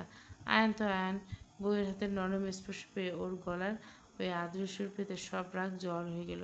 সে আর নিজেকে দমিয়ে রাখতে পারল না। মুহূর্তের মধ্যে এক ঝটকায় ঘুরে তিথিকে দুই হাতে পাঁজা করে জাপটে ধরে ব্যালকনির দেওয়ালের সাথে চেপে ধরল। তিথির চোখের দিকে গভীর নেশায় তাকে দুষ্টি এসে বলল, এখন তো ব্যালকনিতেছি, এখানে তো টিয়া নানায় নেই, কেউ দেখবে না আমাদের, চলো অনেকদিন পর একটু প্রাণ ভরে আদর করি তোমাকে।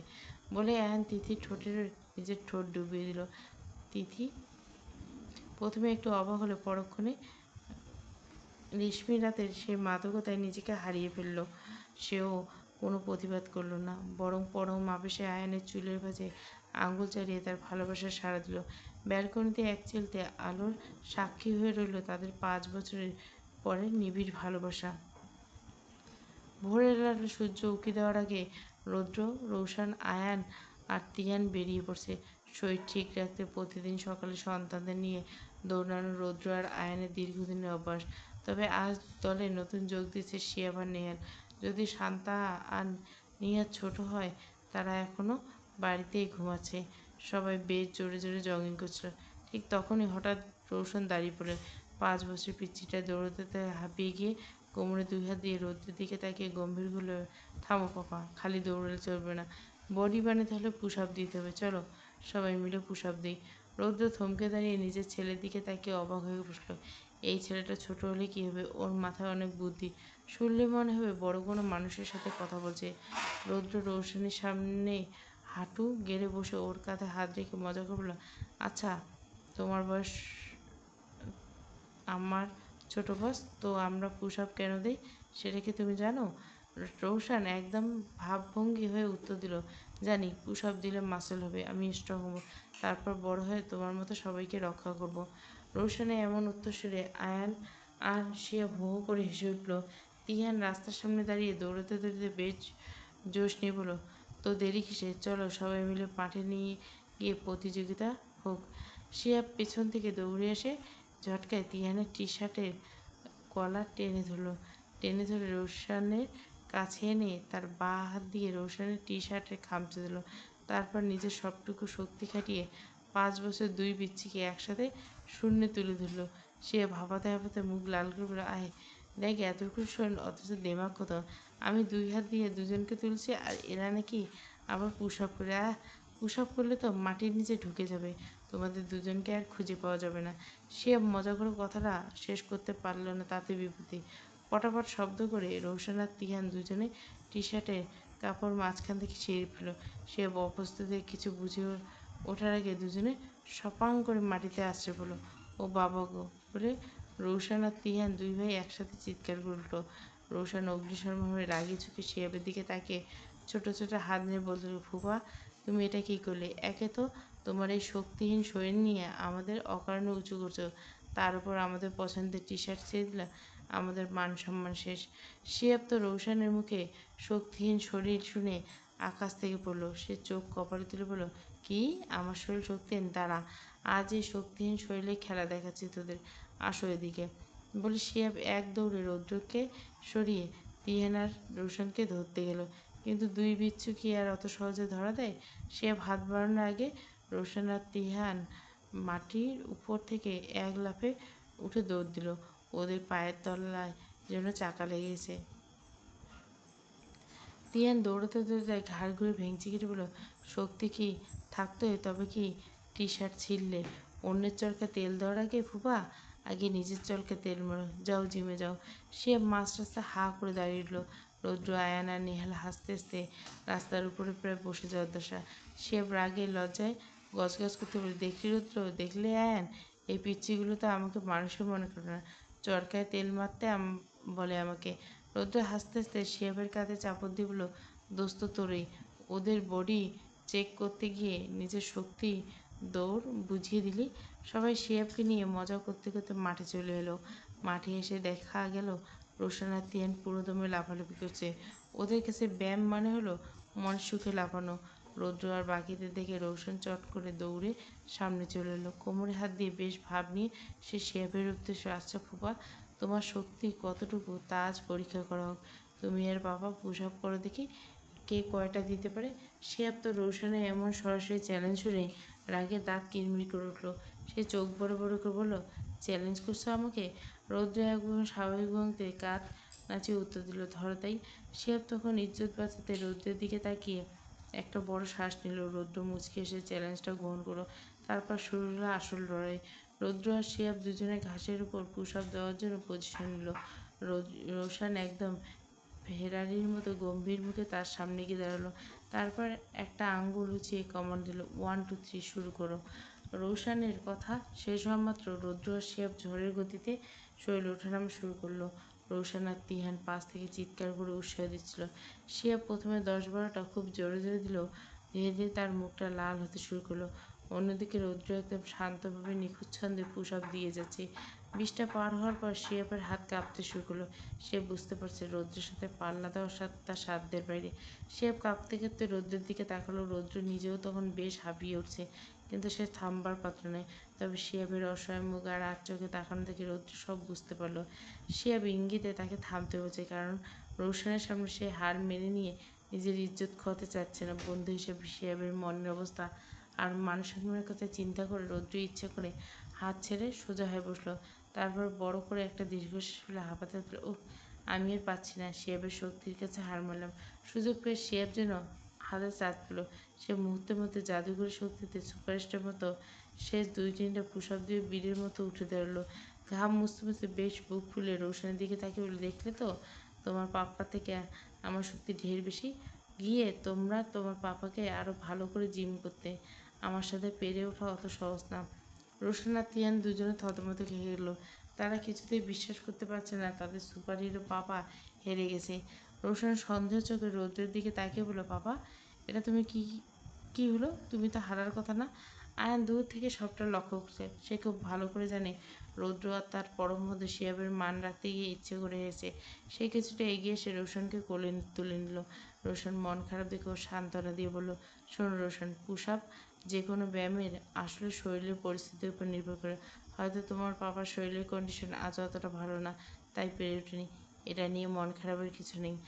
আয়ানের কথায় রোশন আর কথা বাড়ালো না। এরপর তারা মাঠে আরও কিছুক্ষণ হাসি ঠাট্টা আর মজা করে বাসার দিকে রওনা হলো। বাসায় ফেরার পথে শিহাবের সেই বিরাট জয়ের গল্প চলল। শিহাব নিজের রুমে ফিরে দেখলে আরশি শান্তার মাথায় চুলগুলো খুব যত্ন করে ঝুঁটি করছে। শান্তাকে ওই সাজে দারুণ কিউট লাগছে। শিহাব এগিয়ে এসে শান্তার নরম দুটো গালে আদর করে বলল, গুড মর্নিং আমার প্রিন্সেস, কখন উঠেছ? শান্তা বাবার গলার আওয়াজ পেয়ে এক লাফে শিহাবের কাঁধে উঠল। ওর ছোট্ট হাত দুটো দিয়ে বাবার গলা জড়িয়ে ধরে আদর করল, good morning to you papa. তুমি যখন দৌড়তে গেলে ঠিক একটু পরে আমি উঠেছি। শিহাব নিজের মেয়ের কপালে একটা চুমু খেলো। তার এতক্ষণে ক্লান্তির জন্য শান্তার এক চিলতে হাসিতে ভোজবাজির মতো উবে গেল। আরে বাবা, তোমার প্রিন্সেস তো একদম গুড প্রিন্সেস হয়ে গেছে। আশির পাশ থেকে শিহাব কাঁধে একটা পরিষ্কার তোয়ালে তুলে দিয়ে আলতো করে বলল, অনেক হয়েছে বাপ বেটির শখ, এবার জলদি গিয়ে শাওয়ার নিয়ে এসো। শান্তা বিছানা থেকে নেমে তার বাবা মায়ের দিকে তাকে মিষ্টি করে বলল, আমি নানুর কাছে যাচ্ছি। বলে শান্তা এক দৌড়ে রুম থেকে বেরিয়ে যায়। প্রিন্সেস বিদায়তে শিহাবের ভেতরটা যেন আবার জন্মাল করে। সে মুহূর্তে আশির কোমর জড়িয়ে ধরে নিজেকে খুব কাছে টেনে নিল। ওর চোখে চোখ রেখে দুষ্টু এসে ফিসফিস করে বলল, শান্তা তো চলে গেল, তাহলে চলো দুজনে একসাথে শাওয়ার নিই, সাথে একটু রোমান্স করি। আশি শিহাবের বুকে হাত দিয়ে মৃদু ধাক্কা দিল। নিজের হাসি চেপে রেখে গম্ভীর হওয়ার ভান করে বলল, এসব বাজে কথা না বলে তাড়াতাড়ি শাওয়ার নিয়ে আসেন, নাহলে আমি এখন শান্তাকে ডেকে আছি, তখন বুঝবেন মজা। সে মুহূর্তে মুখটা কুঁচকে করে ফেলল। সে জানে আরশি যা বলেছে তাই করবে।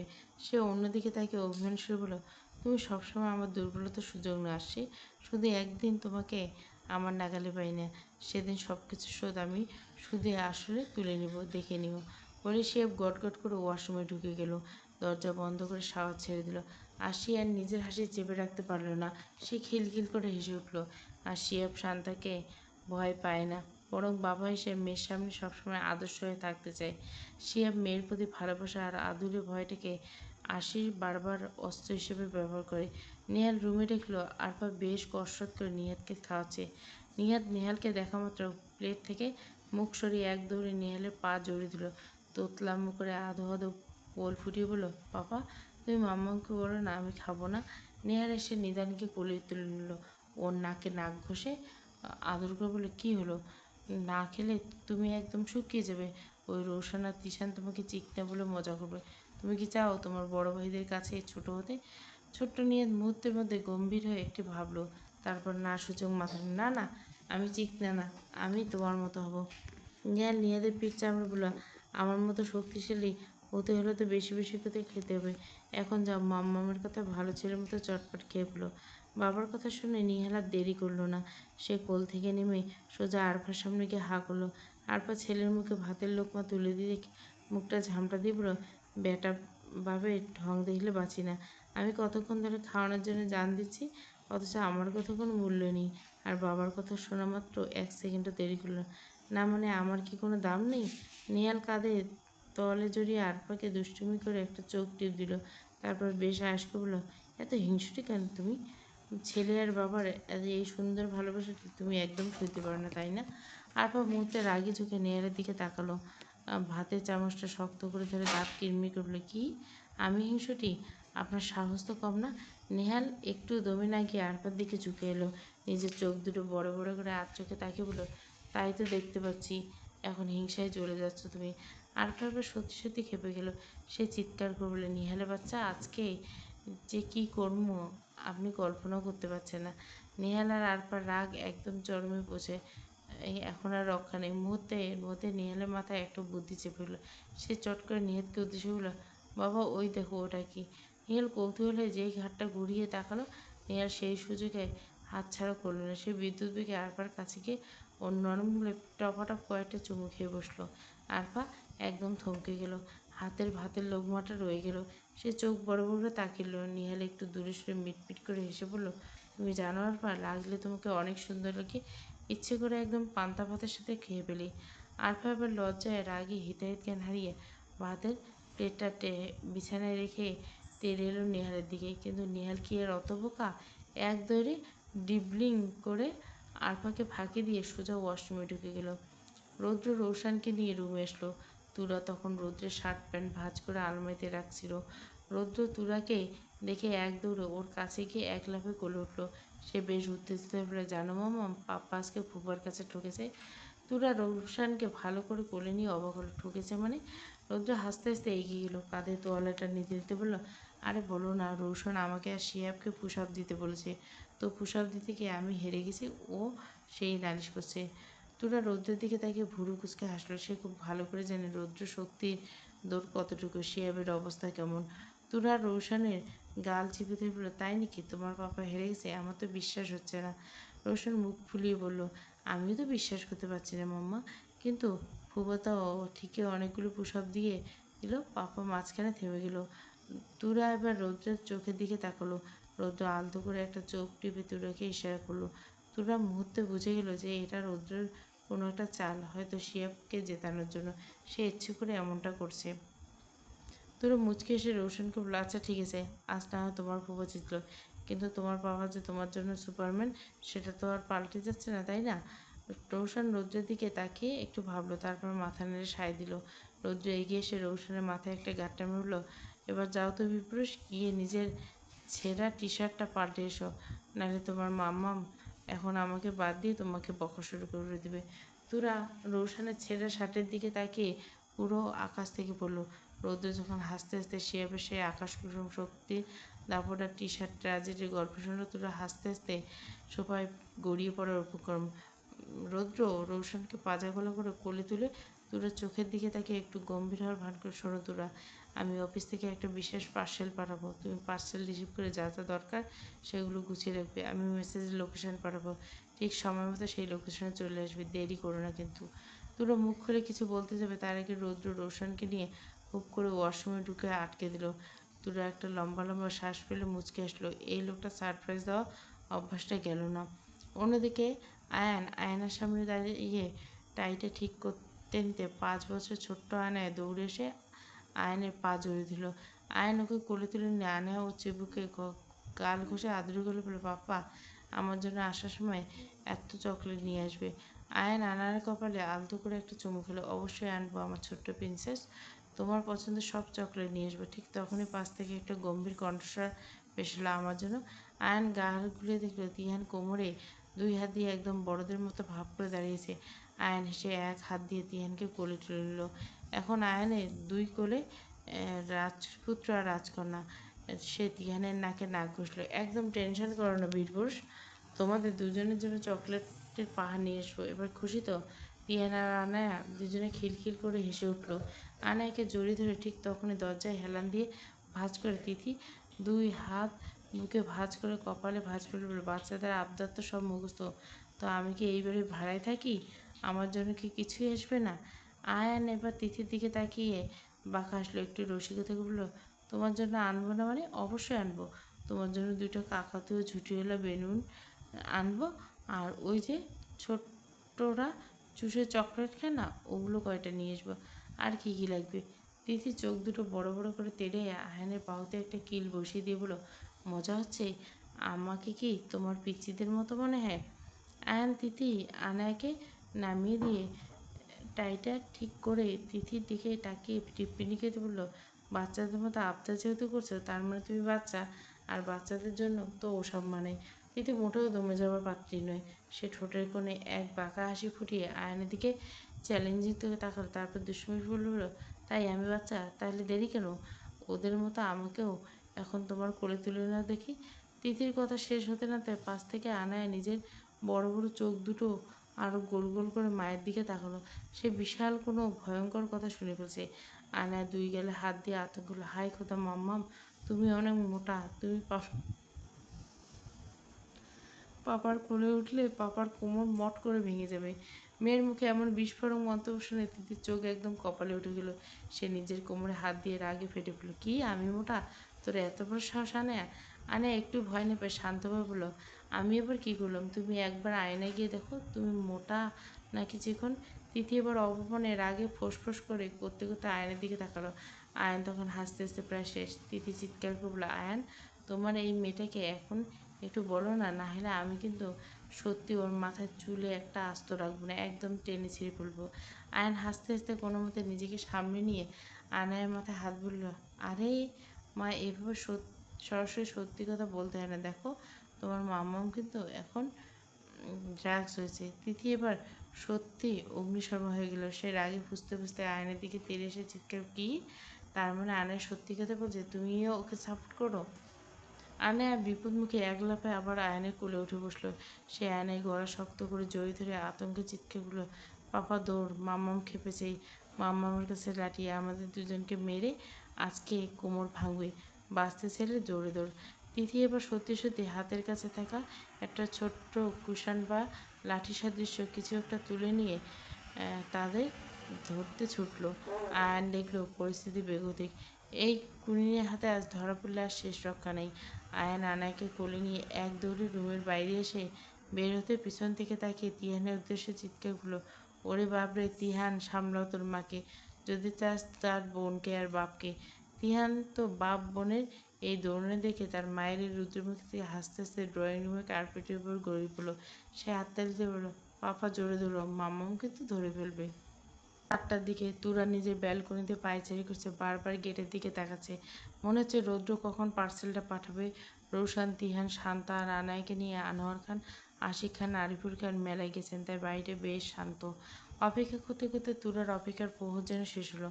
দূর থেকে একটা গাড়ি দেখতে পেল, গাড়িটা রৌদ্রের, হয়তো অফিস থেকে পাঠিয়েছে। গাড়িটা গেটের সামনে থামতে ড্রাইভার নেমে একটা সুন্দর পকেটের প্যাকেট তুরার হাতে দিয়ে গেলেন। তুরা পার্সেলটা নিয়ে ধুকপুক বুকে আসলো। লিভিং রুমের সোফায় এসে সে সাবধানে পার্সেলটা খুলল। ভেতরে দেখে তার চোখ ছানাবড়া। পার্সেলে রয়েছে একটা ধবধবে সাদা গর্জিয়াস শাড়ি, হাতে পরার একগুচ্ছ কাচের চুড়ি, শাড়ির সাথে চমৎকার ম্যাচিং করা নেকলেস। তুরা মুগ্ধ হয়ে জিনিসগুলোর উপর হাত বুলিয়ে দিচ্ছে, তখনই তার চোখ পড়লো কাপড়ের ভাঁজে লুকিয়ে রাখা একটা ছোট্ট চিরকুট। তুরা চিরকুটটা খুলে পড়তে লাগলো, প্রিয় বৌবতী, অবাক না হয়ে চটপট রেডি হয়ে নাও, এই শাড়িটা পরে তাড়াতাড়ি নিচে নামবে, একদম দেরি করবে না। ফার্স্ট তুরা শাড়ি আর চিরকুটটা বুকের সাথে চেপে ধরে আপন মনে হেসে উঠল। এটা রৌদ্রের প্রথম পাগলামি নয়। সে প্রায় তুরাকে এমন হঠাৎ চমকে দিয়ে ভালোবাসা জানায়। তুরা আর এক মুহূর্ত সময় নষ্ট না করে চটপট শাড়ি পরে নিল।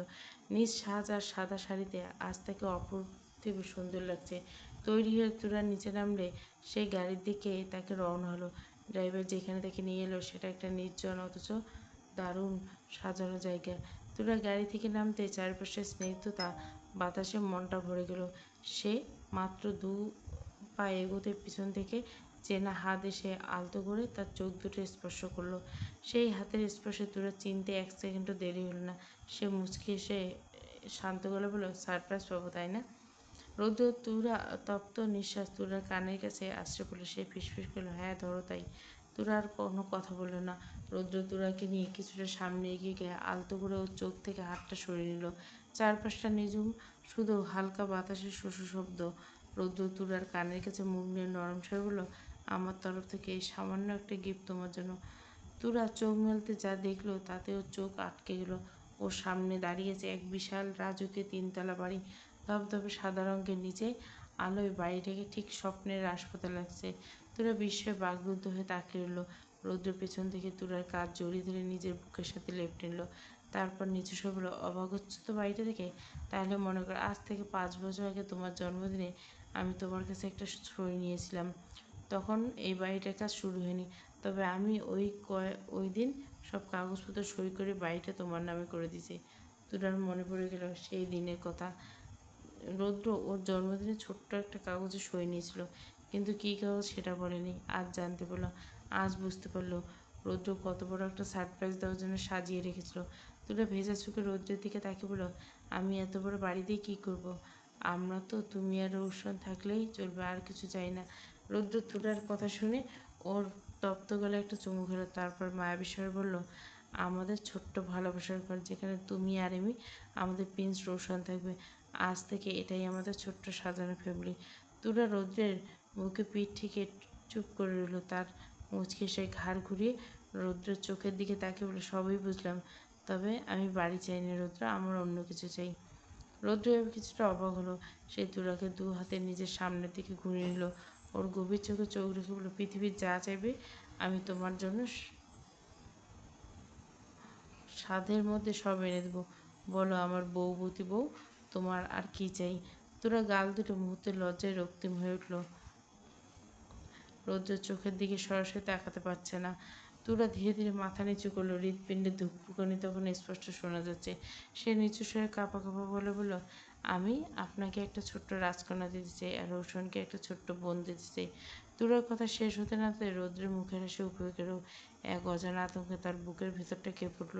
চোখের সামনে ভেসে উঠল সেই বিভীষিকাময় হসপিটালের স্মৃতি, অপারেশন থিয়েটারের বাইরে সে দীর্ঘ অপেক্ষা, তুরাকে হারানো ভয় যে মনের গভীরে কোণে লুকিয়ে রেখেছিল, যেটা যেন আবার জ্যান্ত হয়ে টুটি চেপে ধরলো। রৌদ্র এক ঝটকায় তুলার দিক থেকে মুখ নিয়ে এল। ও চোয়াল শক্ত হয়ে এলো, কপালে ভাঁজ পড়ল। সে অস্থির গলে চিৎকে উঠল, অসম্ভব তুরা, আমার কোনো রাজকন্যা চাই না। আমি রৌশানকে আর তোমাকে নিয়ে জীবনটা কাটিয়ে দিচ্ছি, বিশ্বাস করো, আমার আর কিচ্ছু লাগবে না। বলার সময় রৌদ্রের গলা ভেঙে কান্না আসলো। ওর কণ্ঠস্বর কাঁপুনি দেখে তুরা বুঝতে পারল রৌদ্রের ভয়টা আসলো কোন জায়গাতে। এখন সেই পুরনো আতঙ্ক থেকে বের হতে পারেনি। তুরা খুব ধীর পায়ে রৌদ্রের সামনে এসে দাঁড়ালো। রৌদ্র 2 হাতে নিজের হাতের মুঠে নিয়ে ওকে নিজের দিকে ঘুরে শান্ত বলল, তুমি না আমাকে অনেক ভালোবাসো? তুমি না বললে তোমার সাধ্যের মধ্যে যা আছে আমাকে দিতে পারে? তাহলে এই ইচ্ছাটা তো তোমার সাধ্যের বাইরে না রৌদ্র, তবে তাই কেন পারবে না? রৌদ্র আর নিজেকে সামলাতে পারল না। সে মুহূর্তের মধ্যে তুরাকে নিজের বুকের মাঝে পিষে ফেলল। তুরার কাঁধে মুখ লুকিয়ে শিশুর মতো ডুকরে কেঁদে উঠল রৌদ্র। সে রুদ্ধ কণ্ঠে বলল, তুরা, আমার ভীষণ ভয় হয়। তুমি জানো না সেই সময়টা আমি কিভাবে পার করছি। আমি কোনো রিস্ক নিতে চাই না। তোমাকে হারানোর কথা ভাবলে আমার নিঃশ্বাস বন্ধ হয়েছে। তুরার চোখে তখনও জল। সে রৌদ্রের পিঠে হাত বুলিয়ে বিড়বিড় করে লাগলো, আরে পাগল, কিচ্ছু হবে না, আল্লাহর সাথে আছেন। তুমি এভাবে একদম কাঁদবেন না, হলে আমার মেয়েটা যখন আসবে তখন কিন্তু তাকে নিয়ে তোমাকে আচ্ছা করে বকা খাবে। রুদ্র তবুও শান্ত হতে পারছে না। ওর শরীরটা তো এখনো ভয়ের অতিশয্যে কাঁপছে। একটা পুরুষ একটা নারীর জন্য কতটা পাগল হতে পারে তার জীবন্ত প্রমাণ হচ্ছে এই মুহূর্তে রৌদ্র। সে শুধু একজন সফল মানুষ বা বাবা নয়, সে তুরার প্রেমে হাবুডুবু খাওয়া এক দিশেহারা প্রেমিক। তুরা এবার রৌদ্রকে নিজে থেকে একটু দূরে সরিয়ে সোজা করে দাঁড় করলো। নিজের শাড়ির আঁচল দিয়ে রৌদ্রের চোখের পানি সযত্নে মুছে দিল। কাঁদলে না সুখের জোয়ারে পানি ডুবে যায়, বুঝেছ? কিচ্ছু হবে না আমার, বিশ্বাস রাখো, আল্লাহর সাথে আছেন। রৌদ্র তুরার হাতটা খপ করে নিজের মুঠোয় ধরল। তারপর সেই নরম হাতের পাতায় পাগলের মতো বারবার চুমু খেয়ে ধরা করে বলল, যদি তোমার কিছু হয়ে যায় তুরা, সত্যি বলছি আমি পাগল হয়ে যাব। তোমাকে ছাড়া আমি এই পৃথিবীতে আলো সইতে পারবো না। তুরা আর তর্কে গেল না। সে একটা প্রশান্তির হাসি সে রৌদ্রের শক্ত হাতটা নিজের ছোট্ট হাতের মধ্যে নিয়ে বাড়ির দিকে প্রবেশ করলো। ভেতরে পা রাখতে তুরার চোখ দুটো বিস্ময়ে বড় বড় হয়ে গেল। চারপাশটা যেন কোনো রূপকথার বাগান। ছোট ছোট নাম না জানা ফুলের গাছ, মিষ্টি একটা সুবাস ভেসে। বাগানে এক কোণে সুন্দর করে কাঠের দোলনা, মাঝখান দিয়ে চলে গেছে চমৎকার কারুকার্য করা সরু রাস্তা। এক কোণে একটি নীলচে সুইমিং পুল, যেখান দিয়ে ঝর্ণার মতো অবিরাম পানি ঝরছে। পানির সেই ঝিরিঝিরি শব্দ নিঝুম রাতটাকে আরও বেশি মায়াবী করে তুলছে। তুরা অপলক চোখে তাকিয়ে রইল এই সাজানো পৃথিবীটার দিকে। রোদটা আলতো করে তুরার কাঁধে চিবুক রেখে ফিসফিস করে বলল, কেমন লাগলো আমার ছোট্ট স্বর্গ? এখন থেকে এটা শুধু আমাদের। তুরা ভোর লাগা চোখে রৌদ্রের দিকে তাকিয়ে, এত সুন্দর সব কিছু তুমি এতটা নিখুঁত করে সাজালে? রৌদ্র বাঁকা হাসলো। তুরার আঙ্গুলের ফাঁকে নিজের ছোট্ট আঙ্গুল গলিয়ে দিয়ে বলল, যখন তুমি শান্তিতে ঘুমাতে তখন আমি আমাদের এই ঘর বানানো স্বপ্ন দেখতাম। চলো তোমাকে তোমার রাজপ্রাসাদের ভেতরটা ঘুরাই। এরপর রৌদ্র তুরাকে বাড়ির ভেতরে নিয়ে এলো। ভেতরের কারুকার্য আর আভিজাত্য দেখে তুরা মন্ত্রমুগ্ধের মতো তাকিয়ে রইল। প্রতিটি দেওয়াল আর আসবাবপত্র যেন আভিজাত্যের ছোঁয়া। তুরা এতটাই বিহ্বল যে তার মুখে কোনো ভাষা নেই। তারপর রৌদ্র নিয়ে গেল আসল মাস্টার বেডরুমে। ঘরে পা রাখতে তুরা চট করে পেছনের দরজাটা টেনে লক করে দিল। সেই শব্দ শুনে রৌদ্র কিছুটা অবাক হয়ে ভুরু কুঁচকাল। সে ঘড়ির দিকে তাকিয়ে বলল, দরজা বন্ধ করে কিনলে একটু পর তো আমরা চলে যাব। তুরা কোনো কথা না বলে ধীর পায়ে এগিয়ে এসে রৌদ্রের একদম কাছে। ওর চোখে মুখে তখন এক অদ্ভুত নেশা আর গভীর ভালোবাসা। সে রৌদ্রের মুখোমুখি দাঁড়িয়ে চঞ্চল হাতে রৌদ্রের শার্টের বোতামগুলো একটা একটা করে খুলে রাখলো। নিচু স্বরে অথচ দৃঢ়ভাবে বলল, না যাব না। আজ আমরা এখান থেকে থাকবো, আমাদের এই নতুন বাড়ি, আর এই নতুন বেডে আমাদের রাজকন্যা আসবে। রৌদ্র তুলের এমন সাহসী আর মোহনীয় রূপ দেখে নিজেকে সামলাতে পারল না। সে দুষ্টুমিভরা হাসি দিয়ে তুলার সরু কোমরটা দু হাতে জড়িয়ে ধরল। ওকে একদম নিজের সাথে মিশিয়ে ফিসফিস করে বলল, ওরে আমার পাগলি বউ, বাঘকে খেপাচ্ছে কিন্তু। একবার যদি বাঘ সত্যি খেপে যায় তবে কিন্তু আর সামলাতে পারবে না। তুলে ঝটকায় রৌদ্রের শার্টটা গা থেকে খুলে ফেলে ছুঁড়ে মারল। রৌদ্রের চওড়া কাঁধের উপর নিজের দুই হাত রেখে গালে নাক ঘষে সুরসুর দিয়ে আদুরে গেলে বলে, এমনভাবে বলছো যে না আমি তোমাকে কোনোভাবেই সামলাই না। শোনো, 5 বছর ধরে আমি তোমাকে যেভাবে কন্ট্রোল করে আসছি বাকি জীবনটাও ঠিক সেভাবে যাবে, বুঝেছেন মিস্টার আব্রাহাম খান রৌদ্র? রৌদ্রের কথা তুরার এমন শাসন আর সোহাগ মিশ্রিত কণ্ঠে হো হো করে হেসে উঠল। সে এক ঝটকায় করে তুলে নিল তুরার চোখে চোখ রেখে বলল, আচ্ছা দেখা যাক কে কাকে কন্ট্রোল করে। তবে মনে রেখো বৌবতী, আজ কিন্তু কোনো মায়া হবে না। তুরা রৌদ্রের গলা জড়িয়ে ধরে ওর বুকে মুখ লুকোলো। রৌদ্র তুরার সযত্নে বিছানায় শুয়ে ওর কপালে গভীর ঝর্ণার শব্দে সুর মিলিয়ে অতি শান্তি ফিসফিস করলো, I love you Tura, I love you so much. Tura মুহূর্তে রৌদ্রের গলা জড়িয়ে ধরল। ওর গালে আদ্র চুমু খেয়ে রৌদ্রের কানের কাছে নিজের ঠোঁট নিয়ে ফিসফিস করে পড়তে দিল, I love you too Roudra, I love you so much, আমার বাবুর আব্বু, আমার অনগত রাজকন্যার আব্বুটা।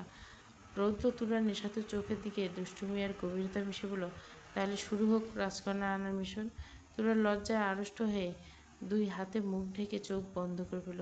মুহূর্তের মধ্যে রৌদ্র হারিয়ে গেল তুলার মিশে মিশে গেল এক অপরের আত্মার সাথে। নিঃশ্বাসে নিঃশ্বাসে মিলে চারপাশে সব কিছু যেন এক নিবিড় ভালোবাসা দহনে একাকার হয়ে গেল। নতুন এই বাড়িটার প্রতিটি কোণা আজ এক নতুন স্বপ্নের সাক্ষী। অন্যদিকে সময় স্রোত ভেসে চলেছে আরও কিছু ভালোবাসা। সে এবার আসছে, দিনগুলো কাটছে তাদের আদরময় শান্তাকে অপরন্ত হাসি খুশিতে। নিহাল আর আরপা মেতে উঠছে নিহাদের দুষ্টু মিষ্টি খুনসুটিতে। আয়ান আর তিথির সংসারে তাদের দুই রাজপুত্র আর রাজকন্যাকে ঘিরে অবিরাম খুনসুটি আর মিষ্টি সব ঝগড়া। আর এদিকে চলছে রৌদ্র আর তুরার সেই নিবিড় অপার্থিব ভালোবাসা। পরম করুণাময়ের কাছে একটাই প্রার্থনা, সারা জীবন তারা এইভাবেই থেকে অপরের পরিপূরক হোক। তাদের সাজানো সংসারে যেন কোনোদিন কোনো কালো মেঘের ছায়া না আসে। খুব শীঘ্রই যেন তুরার কোলে ছোট্ট একটা রাজকন্যা চলে আসে। আর সেই রৌদ্রের ব্যাকুলতা তাদের সংসারে এই মায়াবী পৃথিবীটা যেন সবসময় শুধু সৌজন্য হয়ে যায়, কখনো যেন ফুরায় না এই মায়া। সবাই যেন এইভাবে হাসি আর আনন্দে মিলেমিশে থাকে চিরকাল। বলতে আজ খুব কষ্ট হচ্ছে, মনের অজান্তে চোখ ভিড় করছে নোনাজল। কারণ আমাদের এই প্রাণবন্ত মায়াবী ভালোবাসার গল্পটা এখনই শেষ হচ্ছে। যে গল্প পড়তে পড়তে আবেগে হাসি আর চোখের জল চিরচেনা মানুষগুলোর কাছ থেকে বিদায় নেওয়ার সময় এসেছে। সবার কাছে গল্পের ভুল ত্রুটির জন্য ক্ষমা চেয়ে আজ গল্পের এই রঙিন পাতার শেষ তুলির আঁচড় কাটছি। গল্প শেষ মানে এক নতুন গল্পের শুরু। ভালো থাকুক রৌদ্রতুরা, ভালো থাকুক তাদের ভালোবাসার মানুষগুলো। নির্লজ্জ ভালোবাসা শেষ পর্ব। সবার আবদার শেষ পর্ব দিয়ে দিলাম। আমার গল্প যে কয়টা আছে আমি শেষ করব। আকাশ প্রিয় একটা পর্ব দিব, শেষ হয়ে যাবে। আর সাজের মায়াটা দিব, সাজের মায়া বেশি না, শেষের পথে। নতুন গল্প একটা শুরু করব।